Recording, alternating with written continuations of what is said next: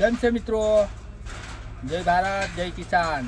જેમ મોબાઈલ હલે એમ ભાજપ અત્યારે ડગમગ ડોલા થાય. મને તો એમ લાગે છે કે આ બધા કહે છે કે ભ્રષ્ટાચાર ભાજપનો વધી ગયો, તો ભાજપને એવું નક્કી થઈ ગયું હશે કે હવે આપણી સરકાર જવાની છે, જેટલો ભ્રષ્ટાચાર થાય એટલો કરી લ્યો, બરાબર.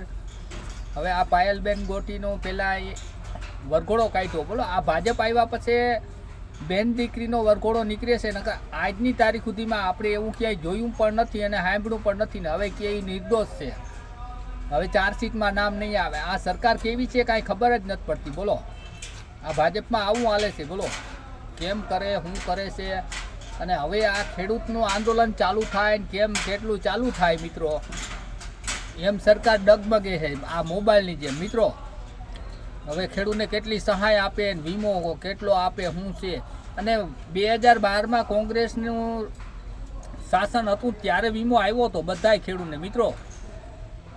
2014થી મોદીનું રાજ આવ્યું ત્યારથી વીમો બધું ગયું. વીમાનું પ્રીમિયમ કાપી લઈએ, બેંકમાં જે કર્મચારીઓ એના પગાર આપણી પાસેથી, એના ટેક્સ, પછી એના એસીના સકાડા ચાલુ હોય એ બેંકવાળા આપણી પાસેથી વસૂલ કરે મિત્રો.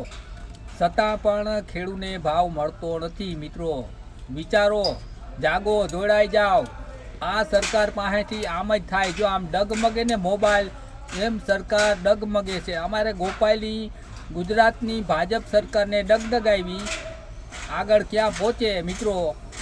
હવે આનું પતું કાપવાનું છે મિત્રો. આ સરકાર પાસેથી આપણે જે દર વર્ષે ભાવ વધારે લેવાની વાત કરી ને એ તો ઠીક, પણ આ જે મોદીએ મોડાસામાં વાત કરી, ખેડૂને ડબલ આવક થાહે, બરાબર, ડબલ ભાવ. આ લોકો સિંગલમાંથી કાપે, 1000 રૂપિયા છે એમાંથી કાપે. આ વરસાદ આવ્યો એમાં કેટલું નુકસાન થયું મિત્રો. હવે કેટલી સરકાર સહાય આપે એ આપણે આગળ જોવાનું. જય ભારત, જય કિસાન.